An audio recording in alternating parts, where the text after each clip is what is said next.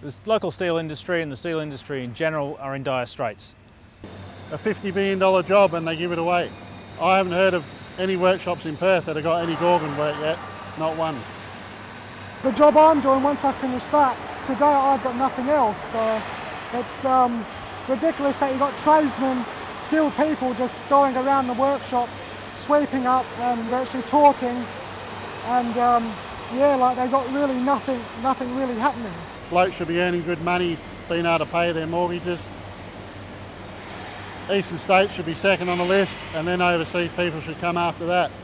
But for me, it's just disappointing that all our good work goes overseas. This workshop was built in anticipation of the boom. It's currently running at about 30% capacity.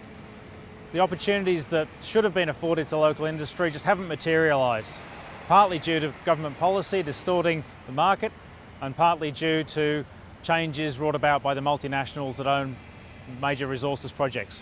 It's not good. I mean, we have work here that we should be doing, yet they're going overseas, and people here are either going to have to move into something different or even go overseas to find the jobs.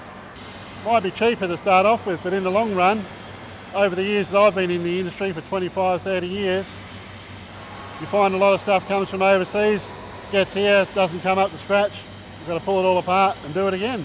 It's not a good position to be in for Australia. We've got the resources, but we're not making the most of them.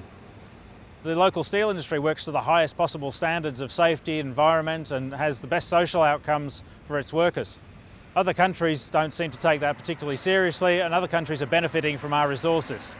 When I started my apprenticeship in 2008, things were looking good, and then suddenly we had this recession, and right now I have a fear that I'm not going to learn enough by the time I become a tradesman, and then when I do become a tradesman there isn't going to be anything for me to carry on with.